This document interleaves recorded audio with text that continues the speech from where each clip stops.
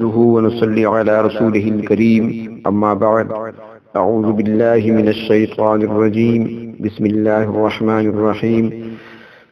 أفتطمعون أن يؤمنوا لكم وقد كان فريق منهم يسمعون كلام الله ثم يحرفونه من بعد ما عقلوه وهم يعلمون وإذا لقوا الذين آمنوا قالوا آمنا وإذا خلا بعضهم إلى بعض قالوا أتحدثونهم بما فتح الله عليكم ليحاجوكم به عند ربكم أفلا تعقلون أولا يعلمون أن الله يعلم ما يسرون وما يعلنون صدق الله مولانا العظيم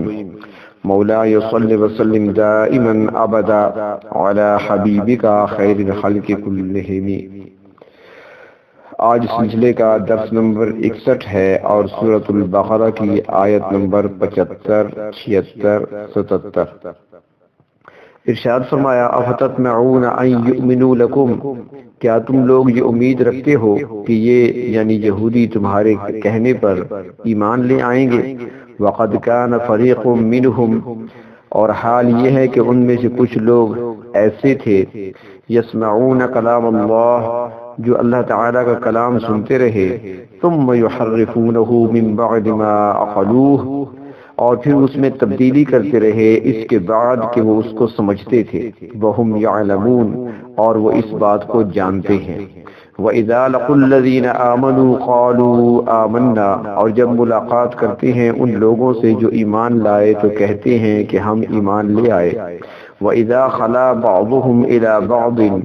اور جب آپس میں ایک دوسرے کے پاس تنہائی میں ہوتے ہیں، قالوا، تو کہتے ہیں، اتحدثونہم بما فتح اللہ علیکم، کیا تم ان کو وہ چیزیں بتاتے ہو جو اللہ تعالیٰ نے تم پر کھولی ہیں، لیحاجوکم بہ عند ربکم، تاکہ یہ لوگ ان کے ذریعے تم پر پروردگار کے پاس تم کو مغلوب کر دیں۔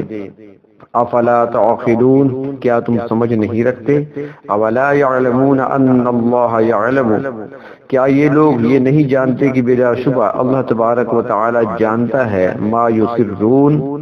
اس بات کو جو یہ چھپاتے ہیں، وما یعلنون، اور اس کو بھی جس کو یہ ظاہر کرتے ہیں۔ ان آیات میں بھی یہود کی خرابیوں کا بیان ہے، مگر خطاب مسلمانوں کو ہے۔ مفسرین کرام فرماتی ہیں کہ یہاں ان مسلمانوں کو خطاب کیا جا رہا ہے جو جناب رسول اللہ صلی اللہ علیہ وسلم پر یعنی قریب کے زمانے میں ایمان لائے تھے۔ ان لوگوں کے کانوں میں نبوت، کتاب، ہدایت، فرشتوں، آخرت اور دین کے بارے میں جتنی بھی باتیں پڑی تھیں وہ سب انہوں نے ان یہودیوں سے سنی تھی، اور انہی معلومات نے مدینہ والوں کو جناب رسول اللہ صلی اللہ علیہ وسلم کی باتوں کو سننے اور ایمان لانے پر ابھارا تھا۔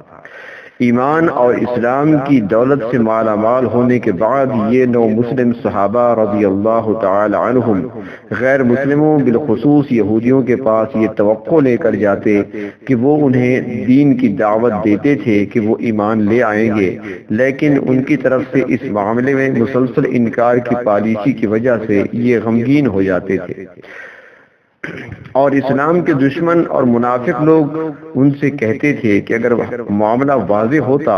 اور یہ دین سچا ہوتا تو یہ لوگ یعنی یہودی بھی ضرور اسلام لے آتے۔ اللہ تعالیٰ نے ارشاد فرمایا کہ ان لوگوں کے مسلمان ہونے کی توقع رکھنا فضول ہے، کیونکہ اس وقت مدینہ منورہ میں جو یہود رہتے تھے وہ پڑھے لکھے تھے اور ان کے اندر علماء موجود تھے، تو اس لیے منافق کہا کرتے تھے کہ اگر اسلام سچا دین ہوتا، جناب محمد صلی اللہ علیہ وسلم اگر سچے رسول ہوتے تو پھر یہود کے علماء ایمان لے آتے۔ تو اللہ رب العزت نے اہل ایمان کو یہاں پر ارشاد فرمایا کہ کیا تم توقع کرتے ہو کہ یہود تمہارے کہنے پر ایمان لے آئیں گے؟ فرمایا ایسا ہرگز نہیں ہوگا،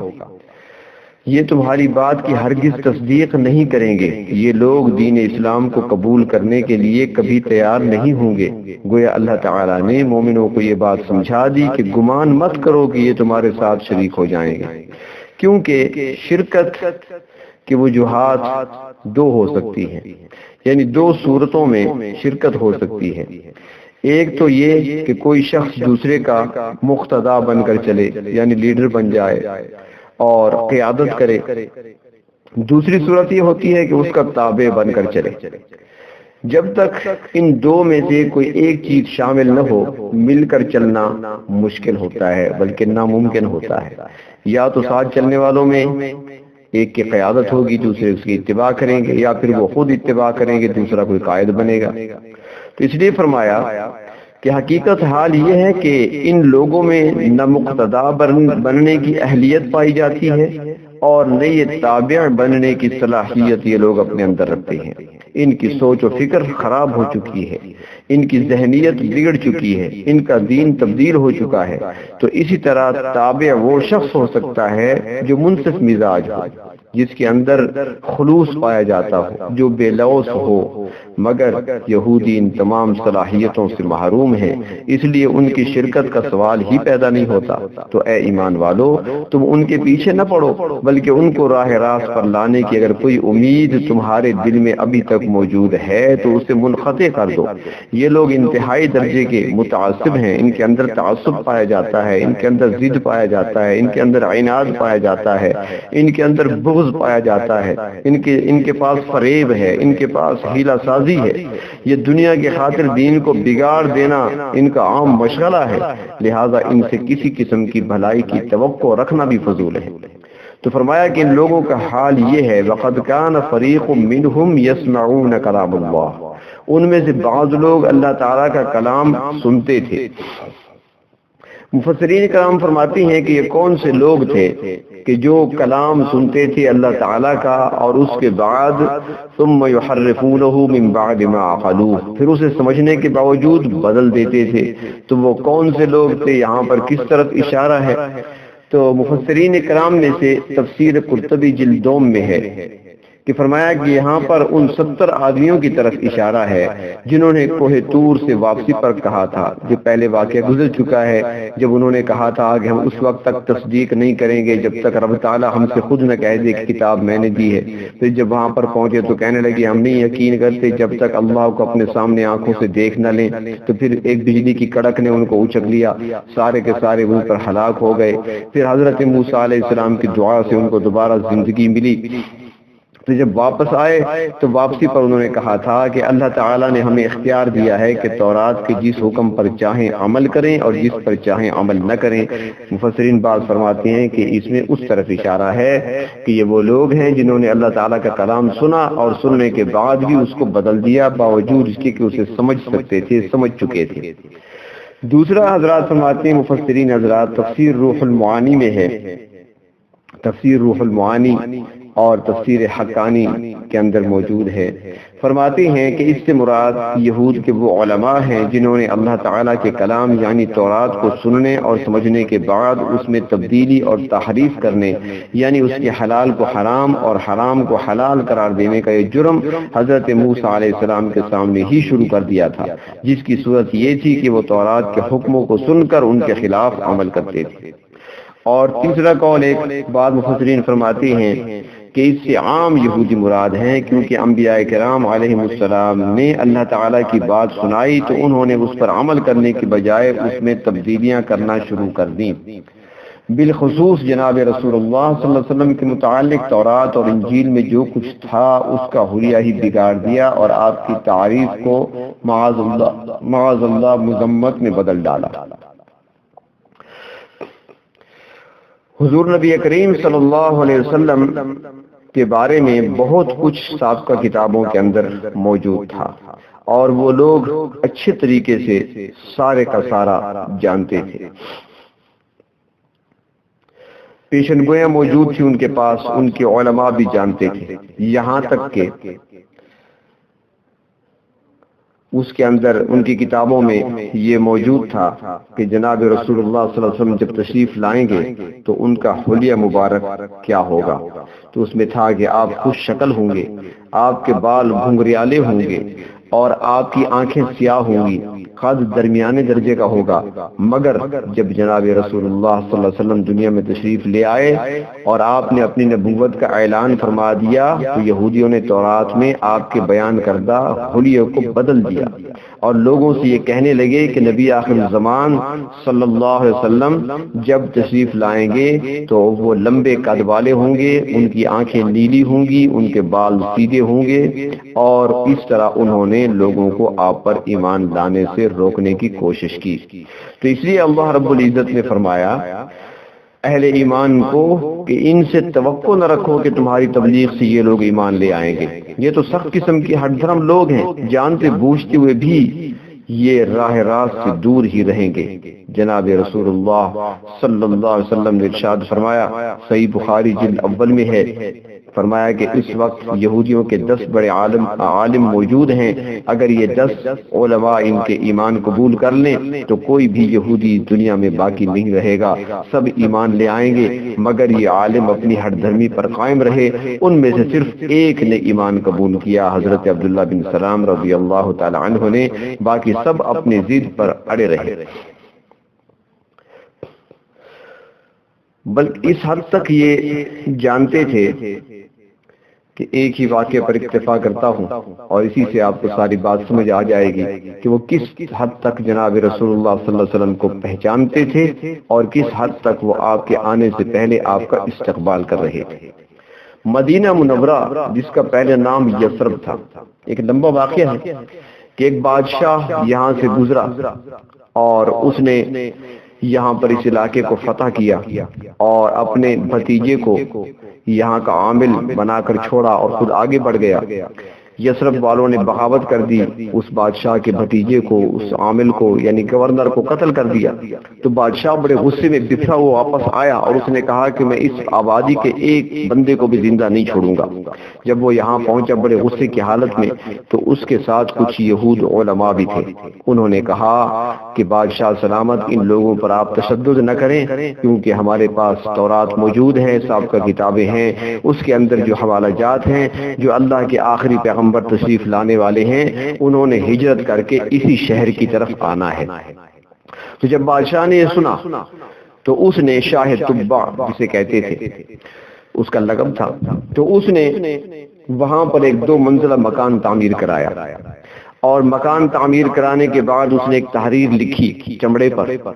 اور ایک یہودی عالم کو اس مکان میں ٹھہرایا اور اس سے کہا کہ تم اس مکان میں ٹھہرو اس وقت تک جب تک کہ وہ اللہ کے آخری رسول یہاں پر ہجرت کر کے تشریف نہیں لے آتے۔ جب آپ تشریف لے آئیں تو مکان بھی ان کے حوالے کر دینا اور یہ تحریر بھی ان کو دے دینا، اور اگر تمہاری زندگی میں نہ آئیں تو اپنی اولاد کو یہ وصیت کر جانا۔ اس طرح اولاد در اولاد وصیت کرتے رہنا یہاں تک کہ آپ یہاں پر تشریف لے آئیں۔ چنانچہ وہ یہودی عالم اس مکان میں ٹھہرا، جب اس کی وفات کا وقت آیا اس نے اپنی اولاد کو وہ تحریر بھی، وہ خط بھی حوالے کر دیا، مکان بھی سمجھا دیا، وصیت کر دی۔ اس کے بعد اس نے اپنی اولاد کو سلسلہ چلتا رہا تو اس مکان کے بنائے جانے کے 500 سال بعد، تقریباً 5 صدیاں بعد، جناب رسول اللہ صلی اللہ علیہ وسلم ہجرت فرما کر مدینہ منورہ تشریف لائے تو آپ کو ہر شخص چاہتا تھا کہ اپنے ہاں ٹھہرائے، لیکن آپ نے فرمایا تھا کہ میری اونٹنی کی رسی چھوڑ دو، یہ معمورہ ہے اللہ کی طرف سے، جہاں حکم ہوگا بیٹھے گی وہاں پر میرا قیام ہوگا۔ تو یہ اونٹنی چلتی چلتی آئی اور حضرت ابو ایوب انصاری رضی اللہ تعالیٰ عنہ کے مکان کے قریب آ کر رک گئی، تو وہاں پر آپ نے سامان اتارا اور اس مکان میں تشریف لے گئے۔ یہ مشہور واقعہ آپ نے سنا ہوگا۔ تو یہ مکان جو حضرت ابو ایوب انصاری کا مکان تھا، حضرت ابو ایوب انصاری اسی یہودی عالم کی اولاد میں سے تھے اور یہ مکان ان کے پاس تھا، وہی شاہ طبع کا بنا ہوا مکان تھا جس میں حضور اکرم صلی اللہ علیہ وسلم تشریف لے گئے، اور وہ تحریر بھی آپ کے حوالے کی گئی، اس پر لکھا ہوا تھا حضور اکرم صلی اللہ علیہ وسلم کے نام کہ اللہ کے پیغمبر، اگر میں زندہ رہا تو قدم بوسی کے لیے حاضر ہوں گا، اور اگر میری زندگی نے وفا نہ کی اور آپ بعد میں تشریف لائے تو اس تحریر کو میرا ایمان سمجھا جائے۔ تو اندازہ لگائیں کس حد تک وہ جانتے تھے، ہجرت والے شہر کو بھی جانتے تھے، ساری معلومات تھی، لیکن اس کے باوجود بھی وہ لوگ ماننے کے لیے تیار نہ ہوئے۔ فرمایا بَإِذَا لَقُوا الَّذِينَ آمَنُوا قَالُوا آمَنَّا، یعنی ایسے لوگ جب اہل ایمان سے ملتے ہیں تو کہتے ہیں ہم ایمان لا چکے ہیں۔ یہود میں سے کچھ لوگ ایسے تھے جو منافقین تھے، ایک گروہ ان کے اندر یہ بھی تھا کہ بظاہر اسلام کا اظہار کرتا تھا لیکن وہ دلوں کے اندر کفر رکھتا تھا، درپردہ ان کی ہمدردیاں یہودیوں کے ساتھ تھیں۔ تو جب وہ ایمان والوں سے ملتے ہیں تو کہتے ہیں ہم بھی ایمان لا چکے ہیں۔ وَإِذَا خَلَا بَعْضُهُمْ إِلَىٰ بَعْضٍ، اور جب یہ الگ ہوتے ہیں اہل ایمان کے علاوہ بعض دوسرے لوگوں کے ساتھ تو قالوا، تو وہاں پر کہتے ہیں کہ ہم تو تمہارے ساتھ ہیں۔ قالوا وَتُحَدِّثُونَهُم مَّا فَتَحَ اللَّهُ عَلَيْكُمْ، کہتے ہیں کیا تم مسلمانوں کو ایسی باتیں بتاتے ہو جو اللہ تعالیٰ نے تم پر ظاہر کی ہیں؟ یعنی تم جب وہاں جاتے ہو اپنے ایمان کا اسلام کا اظہار کرتے ہو تو وہ باتیں ان کو بتاتے ہو جو تم پر اللہ نے ظاہر کی ہیں، تو اس کا نتیجہ جانتے ہو کیا ہوگا؟ لِيُحَاجُّوكُمْ بِهِ عِندَ رَبِّكُمْ، کہ یہ مسلمان اللہ تعالیٰ کے ہاں اس بات میں تمہارے ساتھ جھگڑا کریں گے۔ ان کا مقصد یہ تھا کہ تم مسلمانوں کو تورات کے احکام سے کیوں آگاہ کرتے ہو جن میں لکھا ہے کہ نبی آخر الزمان کی یہ نشانیاں ہیں، اور یہ کہ تورات قرآن پاک کی تصدیق کرتی ہے۔ وہ کہتے تھے کہ ایسی باتیں اہل ایمان کو نہ بتاؤ، یہ آخرت میں اسی سے تمہارے خلاف دلیل قائم کریں گے۔ کہتے تھے کہ یہ ایسی گہری بات ہے جو ہمارے خلاف جاتی ہے۔ تو فرمایا افلا تعقلون، کیا تم سمجھتے نہیں؟ وہ ایک دوسرے سے کہتے تھے یعنی تمہیں اس نکتہ کی کیوں سمجھ نہیں آتی کہ یہ چیزیں ہمارے حق میں نہیں ہیں؟ اہل کتاب کی ان تمام تر چالاکیوں سے متعلق اللہ تعالیٰ نے ارشاد فرمایا اولا يعلمون ان اللہ يعلم ما يسرون وما يعلنون، کیا یہ نہیں جانتے کہ اللہ تعالیٰ ان کی ہر اس بات کو جانتا ہے جو یہ چھپاتے ہیں اور جو کچھ ظاہر کرتے ہیں۔ وہ سمجھتے تھے کہ منافقت کا یہ چکر چلا کر وہ اہل کتاب اور اہل ایمان دونوں کے ساتھ تعلقات برقرار رکھ سکیں گے، مگر اللہ تعالیٰ نے ان کا پردہ فاش کر دیا اور فرمایا کہ یہ لوگ جو بے ایمانی کر رہے ہیں، احکام کی غلط تعبیریں کر رہے ہیں، اللہ تعالیٰ ہر چیز کو جانتا ہے اور ان کی کوئی چال کامیاب نہیں ہوگی۔ وآخر دعوانا عن الحمد للہ رب العالمین۔